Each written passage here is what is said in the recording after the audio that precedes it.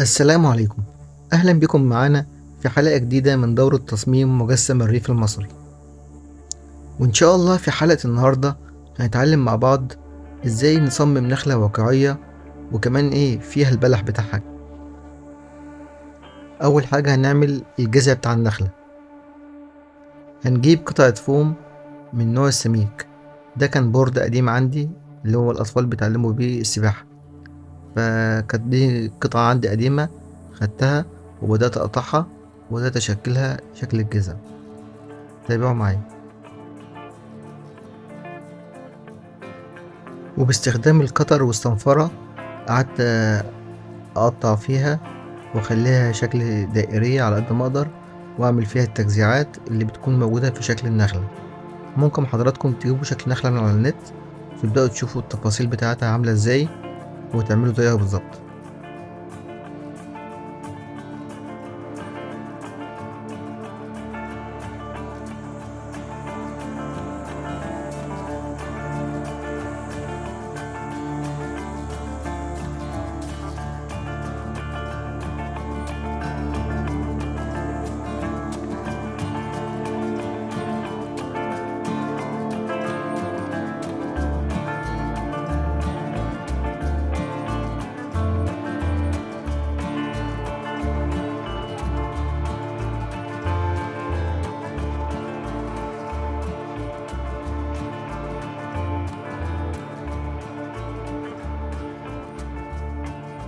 وبعد ما خلصنا الجزء بالكامل، طبعا هو خد مني وقت ومجهود كبير، بس الحمد لله طلع إلى حد ما كويس. بنجيب لون أكليريك بني وبندهن بيه كل الجزء.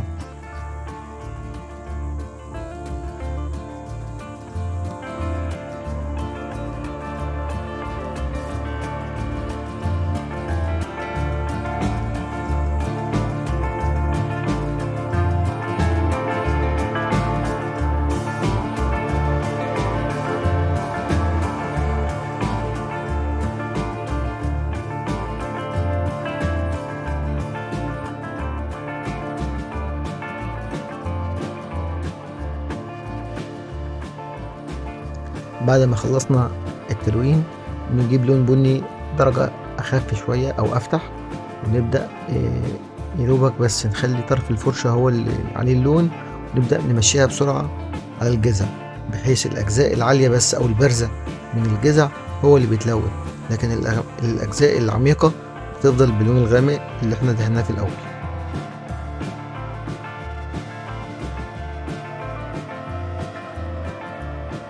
بنسيب الجذع أو الساق ينشف، ونبدأ دلوقتي نعمل ورق النخل. هنجيب قطعة سلك كهرباء ونبدأ نطلع كل أطراف السلوك اللي جواه بالطريقة اللي انتوا شايفينها في الفيديو دي أسهل طريقة عشان نخلع بيها السلك من جوه الكفر بتاعها. بنمسك طرف واحد بس الأول كده ونشده، وبعد كده بيبقى باقي الأطراف سهلة إن هي تتشال.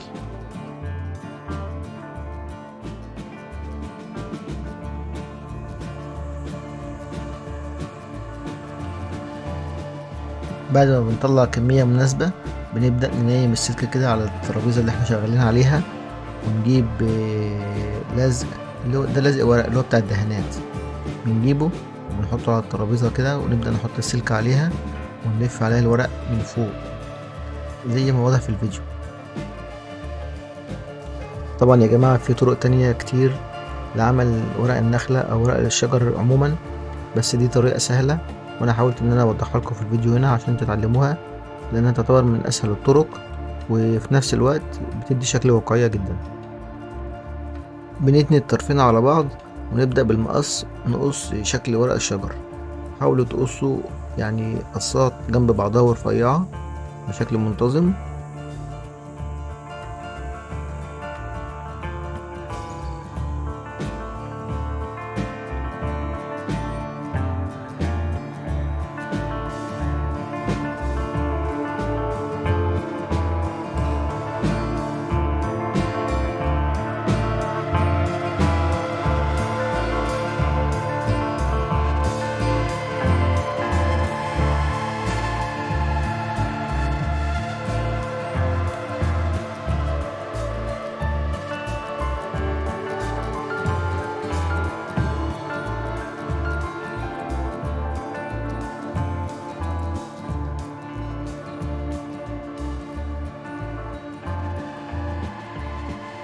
وبكده يبقى خلصنا أول ورقة، ونبدأ نعمل منها مجموعة بنفس الشكل بالظبط ونفس المقاسات.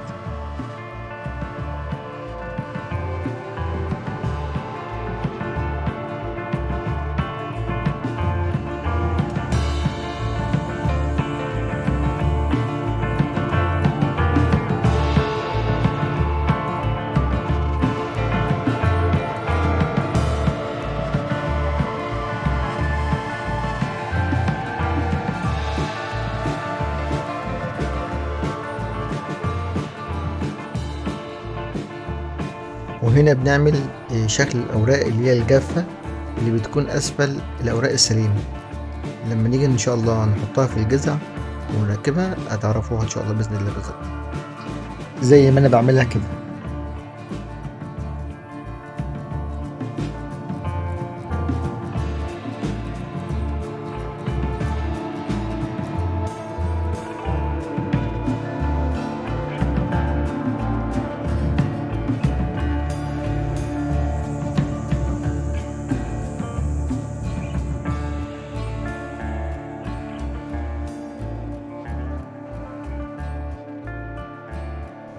بعد كده هنبدأ نلون الأوراق. هنا أنا جبت لون أكليريك لونه زيتي كده أو أخضر غامق، وبدأت ألون بيه كل الورق كطبقة أولية.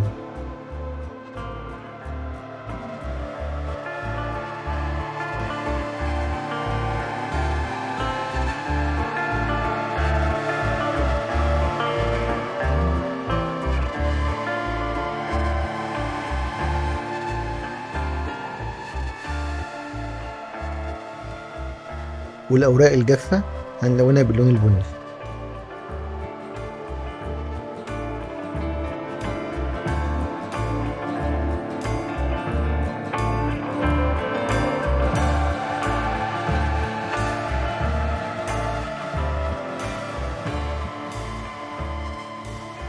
بعد ما اللون بينشف على الورقة بنمسك الورقة بإيدنا كده ونبدأ نتنيها على بعض ونشكلها، لأن بيبقى فيها سلك فبتبدأ تتشكل معانا بكل سهولة.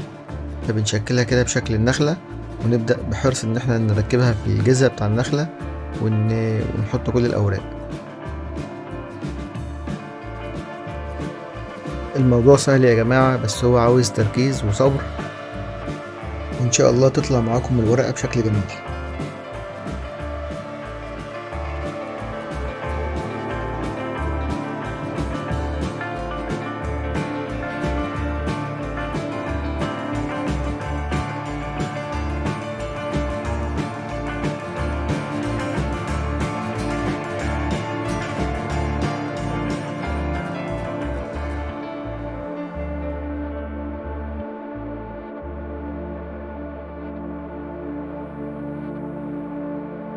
بنبدأ الأول إن احنا نركب الورق الجاف، بنغرزه في الجذع بتاع النخلة، ونبدأ بعد كده نأكد عليه بسوبر جلو.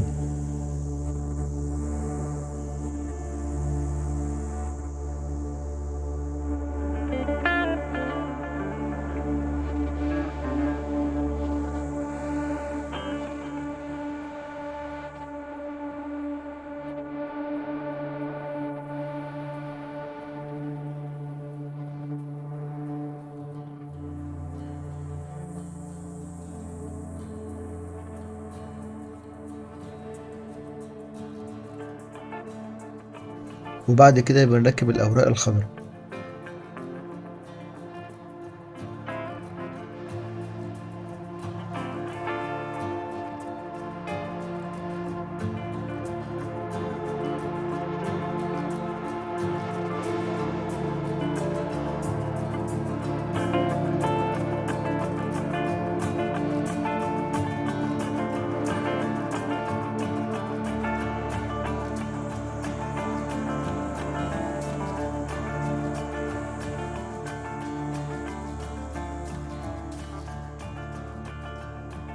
وهنا جبت خيط كتان وبدأت أقطعه قطع صغيرة ولزقته بغيرة تحت الأوراق الجافة.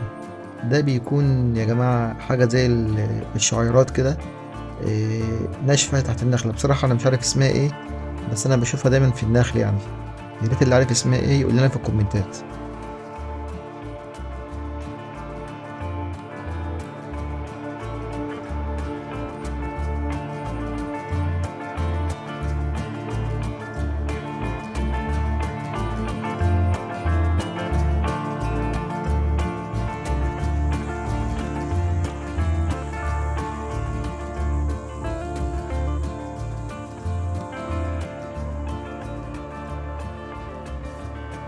وبعدين انا هنا جبت لون اخضر فاتح شوية، وبدأت الون بيه اطراف الورقة، بحيث يعني نبين ان في اوراق يعني خضرة وفي اوراق تانية بقالها فترة، يعني عشان نحاول نوصل شوية للشكل الواقعي. وبعد ما خلصنا النخلة هنبدأ دلوقتي نعمل البلح الأحمر. هنجيب سلك كهرباء اللي هو بيكون فيه شعيرات خفيفة كده صغيرة، نبدأ نقص منه حتة مناسبة ونشعره كده، ونجيب شوية رز. هنا يا جماعة أنا استخدمت الرز لأن لقيت دوت إن هو أقرب حاجة من شكل البلح الأحمر. فبنيجي يدوبك نحط سوبر جلو على سلك الكهرباء، نبدأ نحط عليه الرز ونسيبه ينشف. طبعا يا جماعة في طرق كتير لعمل البلح، لكن أنا حسيت إن شكل الرز هو أقرب حاجة للبلح، وطبعا كل واحد بيستخدم الأدوات المتاحة حواليه واللي شايفها مناسبة. بعد ما البلح نشف اللي هو الرز يعني، بدأنا جبت لون أحمر وحطيت عليه نقطة أسود، خليته لون يعني نبيتي غامق كده، ودهنت بيه كل البلح. وبعد ما نشف جبت لون أحمر صريح وبدأت أحدد بيه أطراف البلح على خفيف، بحيث يبين إن في بلح فاتح وفي بلح غامق، ونحاول نوصل لشكل واقعي للبلح.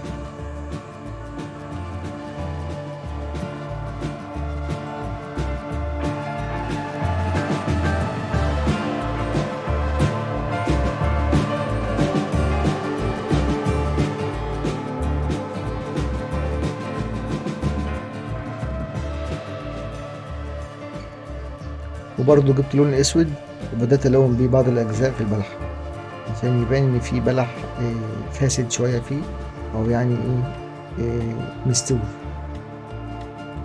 وانا هنا برضه يا جماعة جبت لون ورنيش مائي وبدأت الون بيه البلح كده من بره، بحيث يبان فيه لمعة كده. وبعد ما خلصنا البلح نبدأ ان احنا نلزقه في النخلة بالسوبر جلو. وبكده يبقى احنا النهاردة اتعلمنا ازاي نعمل نخلة كاملة بالورق بتاعها بالبلح، ويلا بينا بقى نروح نزرعها في الأرض في الحلقة الجاية إن شاء الله. يا ريت يا جماعة تعذروني إن أنا طولت عليكم النهاردة، بس أنا حاولت إن أنا أعمل لكم نخلة واقعية بتفاصيل كتير، وبحيث إن انتوا إن شاء الله تستفادوا منها وتكونوا اتعلمتوا فيها حاجات جديدة. وإن شاء الله أشوفكم على خير، وما تنسوش اللايك والشير.